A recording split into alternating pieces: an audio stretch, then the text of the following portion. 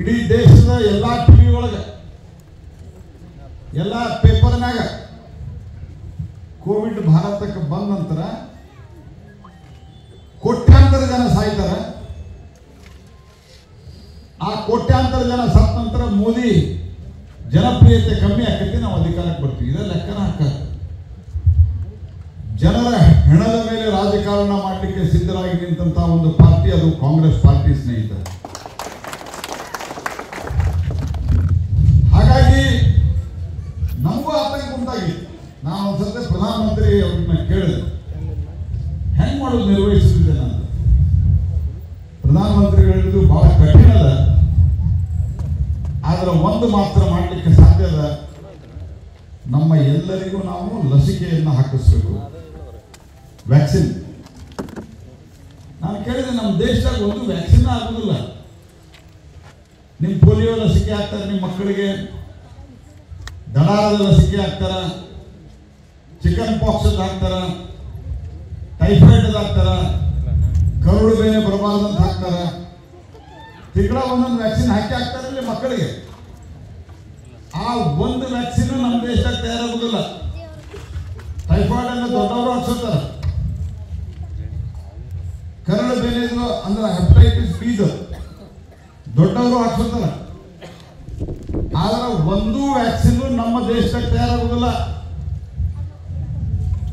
ಅವು ಎಲ್ಲ ವಿದೇಶದಿಂದ ತರ್ತಾರ. ನಮ್ಮ ವಿರೋಧ ಪಕ್ಷದವರು ಹೇಳಲಿಕ್ಕೆ ಶುರು ಮಾಡಿದ್ರು, ವಿದೇಶದಿಂದ ತರಿಸಿ.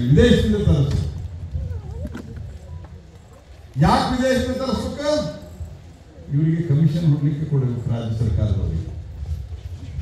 ನರೇಂದ್ರ ಮೋದಿ ಅವರು ಹೇಳಿದ್ರು, ನಾನು ಕೇಳಿದೆ, ನರೇಂದ್ರ ಮೋದಿ ಅವರು ನಾನು ಇಬ್ಬರ ಕೂತಿದ್ದೆ. ನಾನು ಕೇಳಿದೆ, ಮೋದಿ ಸಾಹೇಬ್ರ ಮತ್ತೆಲ್ಲ ವಿದೇಶದಿಂದ ತರಿಸಂತ ನಮ್ದೇನಂತ. ಮೋದಿ ಅವರು ಹೇಳಿದ್ರು, ಅವ್ರು ಮಾತಾಡಲಿ, ನಾನು ಕೋವಿಡ್ ಚೈನಾದಾಗ ಬಂದಾಗ ನಮ್ಮ ವಿಜ್ಞಾನಿಗಳಿಗೆ ಹೇಳಿದ್ದೀನಿ, ನಮ್ಮ ದೇಶೀಯ ಒಂದು ಲಸಿಕೆ ತಯಾರಾಗಬೇಕು, ನಮ್ಮ ಎಲ್ಲ ಜನರಿಗೆ ಅದನ್ನು ಸುರಕ್ಷಿತ ಮಾಡಲಿಕ್ಕೆ ಉಪಯೋಗ ಮಾಡಬೇಕು ಅನ್ನುವಂಥ.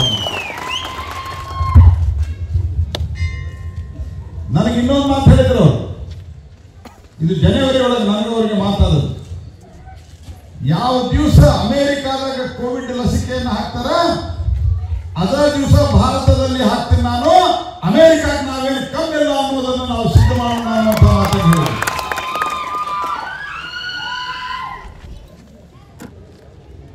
ಯಾವಾಗ ಅಮೆರಿಕಾಗೆ ಹಾಕಿದ್ವಿ ಅವಾಗ ನಾವು ಲಸಿಕೆ ಹಾಕಿದ್ವಿ. ಈ ಲಸಿಕೆ ಬಗ್ಗೆ ಏನು ಪ್ರಚಾರ ಮಾಡಿದ್ರು, ಜನ ಸಾಯ್ಬೇಕು ಅಂದ್ರೆ ಮೋದಿ ಜನಪ್ರಿಯತೆ ಕಳ್ಕೊಳ್ತಾರೆ ಅಂತ ಹೇಳಿ ಈ ಲಸಿಕೆ ಏನಂದ್ರು, ಮೋದಿ ಲಸಿಕೆ. ಈ ಲಸಿಕೆ ಏನಂದ್ರು, ಬಿಜೆಪಿ ಲಸಿಕೆ ಅಂದ್ರು. ಅದಾಕಿ ಜನ ತಗೊಳಕ್ ಶುರು ಮಾಡಿದ್ರು. ಕೋವಿಡ್ ಕಮ್ಮಿ ಆಗಕ್ಕೆ ಶುರು ಆಯ್ತು. ಅವಾಗ ಏನಂದ್ರು, ಆ ಲಸಿಕೆ ತಗೋಬೇಡ್ರಿ ಮಕ್ಕಳಾಗುದಿಲ್ಲ ಅಂದ್ರು. ಅಂದಿದ್ರಿಲ್ಲ.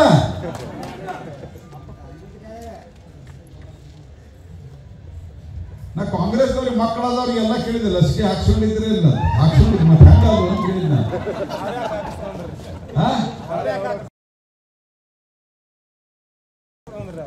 ಅಲ್ಲ, ಹಾಕ್ಸ್ಕೊಂಡ್ರ ಮೇಲೆ ಮಕ್ಕಳು ಆಗ್ಯಾವ್ರಿ. ಮತ್ತೆ ಮಕ್ಕಳಾಗಿಲ್ಲ ಅಂತ ಹೇಳಿದವ್ರಿಗೆ ಹೆಂಗ ಮಕ್ಕಳಾದಪ್ಪ, ಇದು ವಿಚಾರ ಮಾಡುವ ಸಂಗತಿ ಅಲ್ಲ, ಬೇರೆ ಆಗ್ಬೇಕಿದೆ.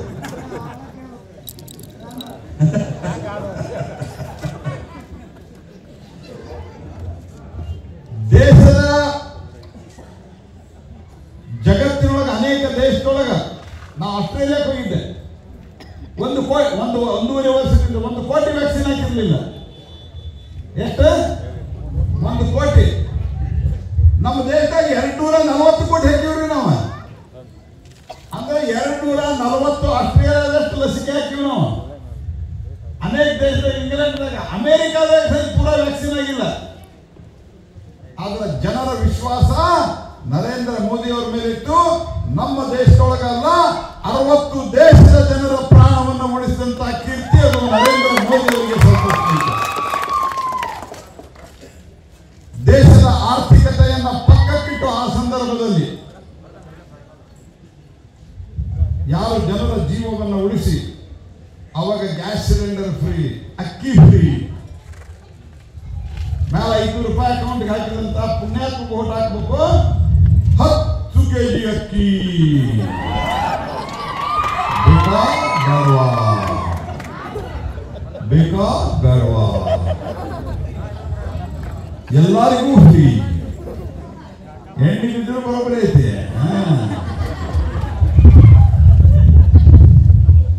ಕೊಟ್ಟವ್ರು ಯಾರಕ್ಕಿ ಮತ್ತೆ ನಾಳೆ ಹೇಳಿದ್ರ 10 kg ನಾ ಕೊಟ್ಟಿದ್ದ ಫೋಟೋ ಕೊಡ್ತಾರೆ. ಇಂಥ ನಾಚಿಕೆಡಿನ ಪೇಪರ್ನ ಫೋಟೋ ಹಾಕೊಂಡು ಅನ್ನ ಭಾಗ್ಯ ನುಡಿದಂತೆ ನಡೆದಿದ್ದೇವೆ. ಇಂಥ ಹಕನಾಕರೆ ಇರಬೇಕು ಅಂತ.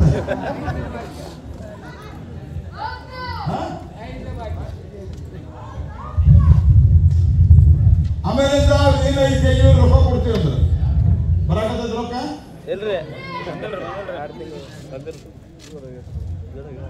ಸುಳ್ಳು ಹೇಳುವ ಪಾರ್ಟಿ ಯಾವ್ದಾರ ಇದ್ರೆ ಅದು ಕಾಂಗ್ರೆಸ್ ಪಾರ್ಟಿ. ಬಹಳ ಟೈಮ್ ಆಗೈತಿ. ಹಿಂಗಾಗಿ ಅದಾದ ನಂತರ ಕರೆಂಟ್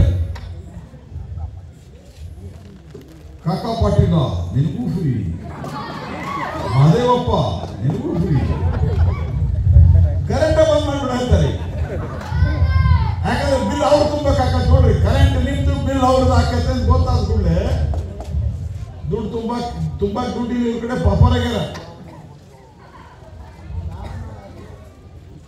ಆದ್ರೆ ನರೇಂದ್ರ ಮೋದಿ ಅವರು ಈ ದೇಶದೊಳಗೆ ಅವ್ರು ಪ್ರಧಾನಮಂತ್ರಿ ಆದ ನಂತರ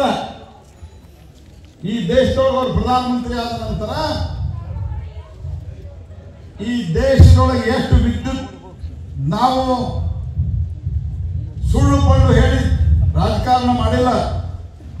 ನರೇಂದ್ರ ಮೋದಿ ಅವರು ಬಂದ ನಂತರ ಮೊದಲನೇ ಮೀಟಿಂಗ್ದಾಗ ಒಂದು ವಿಚಾರ ಬಂತು.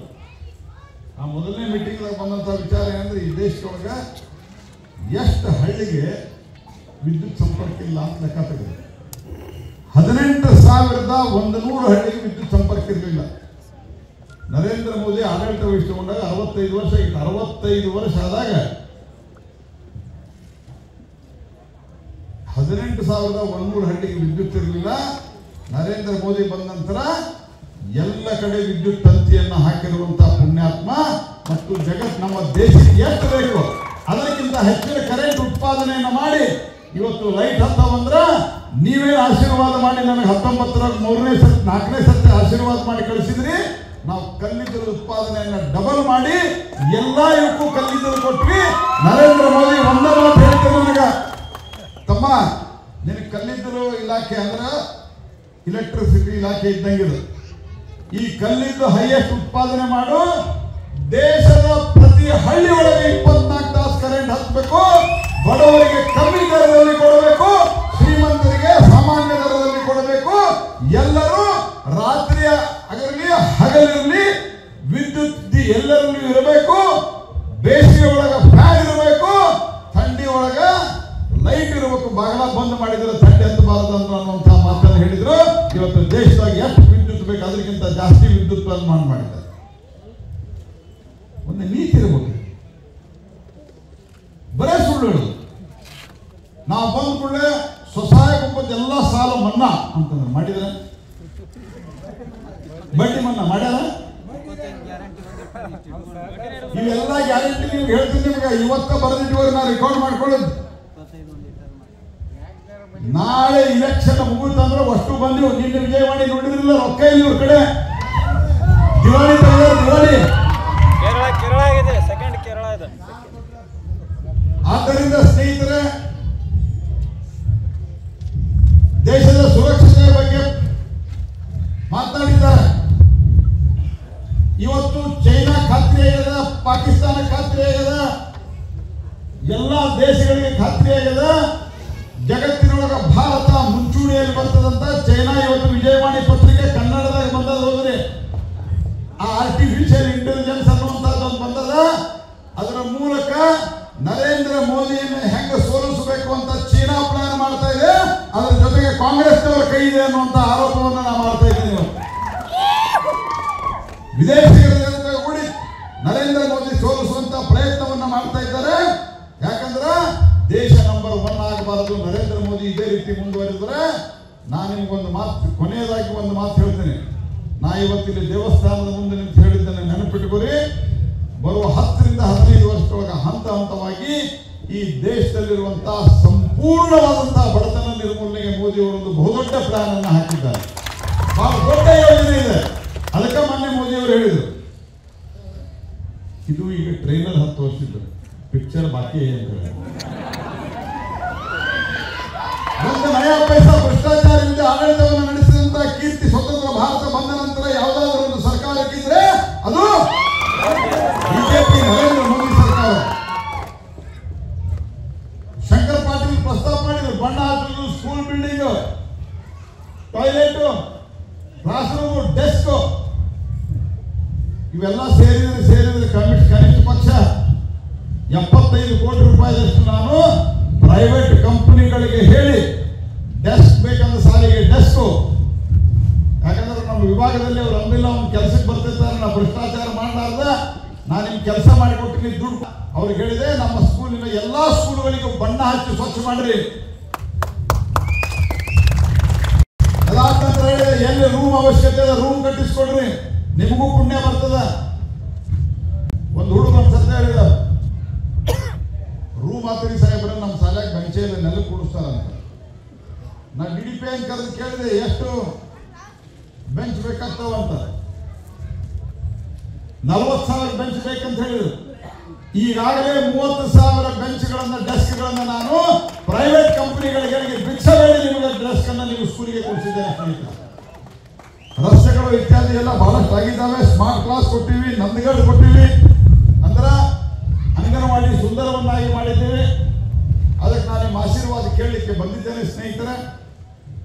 ಬಹಳ ಮಾತಾಡಬೇಕು, ಬಹಳಷ್ಟು ವಿಷಯ ಇದ್ರೂ ಸಹಿತ ಸಮಯ ಕಮ್ಮಿ ಇದೆ. ನಾ ಇಷ್ಟ ವಿನಂತಿ ಮಾಡ್ತೀನಿ, ಈ ಸರ್ತಿ ಶೆಲವಡಿ ಒಳಗೆ ಜಿಲ್ಲಾ ಪಂಚಾಯತ್ ಒಳಗಿರ್ಬೋದು, ಶೆಲವಡಿ ಊರಿನೊಳಗಿರ್ಬೋದು, ಜಬರ್ದಸ್ತ್ ಲೀಡ್ ಅನ್ನ ನೀವು ಕೊಡ್ರಿ.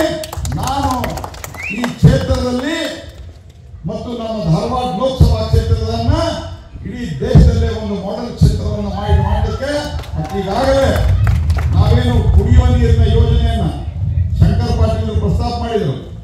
ಎಲ್ಲ ಮನೆಗಳಿಗೆ ಮಲಪ್ರಭಾ ಕುಡಿಯುವ ನೀರಿಗೆ ದುಡ್ಡು ಕೊಟ್ಟಂತಹ ಪುಣ್ಯಾತ್ಮ, ಅದನ್ನು ಯೋಜನೆ ಸ್ಯಾಂಕ್ಷನ್ ಮಾಡಿದಂತಹ ಪುಣ್ಯಾತ್ಮ ಅದು ಸನ್ಮಾನ್ಯ ಅನ್ನುವಂಥದ್ದನ್ನು ನಾವು ನೆನಪಿಟ್ಟುಕೊಳ್ಳಬೇಕು. ಅದು ತರಲಿಕ್ಕೆ ಶಂಕರ್ ಪಾಟೀಲ್ ನನಗೆ ಅನೇಕ ಸರ್ತಿ ಹೇಳಿದ್ರು. ಅವರು ರಾಜ್ಯ ಸರ್ಕಾರದಿಂದ ರೆಕಮೆಂಡೇಶನ್ ಮಾಡಿದ್ರು. ಆದ್ರೆ ಅಂತಿಮವಾಗಿ ಇದಕ್ಕೆ ಅಪ್ರೂವಲ್ ಕೊಟ್ಟಿರುವಂತಹ ಕೆಲಸವನ್ನು ಕೇಂದ್ರ ಸರ್ಕಾರ ಮಾಡಿದೆ. ಈ ರೀತಿ ಹಲವಾರು ಕೆಲಸ ಇವೆ. ದೇಶವನ್ನು ನಂಬರ್ 1 ಮಾಡಬೇಕಾಗಿದೆ, ಭಯೋತ್ಪಾದನೆಯಿಂದ ಮುಕ್ತ ಮಾಡಬೇಕಾಗಿದೆ, ಬಡತನದಿಂದ ಮುಕ್ತ ಮಾಡಬೇಕಾಗಿದೆ. ಬಂದಿದ್ದೇನೆ ಸ್ನೇಹಿತರೆ. ನಾ 2004ರಲ್ಲಿ ಇಲ್ಲಿ ಬಂದಾಗ ಕಮ್ಮಿ ಇದ್ರೆ ಭಾಷಣಕ್ಕೆ ಜನ, ಆದರೆ ಒಂದು ಮಾತು ಹೇಳಿದ್ದು, ಯಾರು ಅವತ್ತಿದ್ದರೂ ಅವ್ರು ನೆನಪು ಮಾಡ್ಕೊಂಡ್ರೆ ನೆನಪಾಗ್ತದೆ. ನಾ ಹೇಳಿದ್ದ ಬಂತಂತ ಓಟ್ ಹಾಕಿ ನೀವು ಲೋಕಸಭೆ ಕಳಿಸ್ರಿ, ನೀವು ತಲೆ ತಗ್ಗಿಸುವಂತಹ ಒಂದೇ ಒಂದು ಕೆಲಸವನ್ನ ನಾನು ಮಾಡೋದಿಲ್ಲ ಅನ್ನುವಂತಹ ಮಾತನ್ನು ಹೇಳಿದ್ದೆ. ಇವತ್ತಿಗೂ ಕೂಡ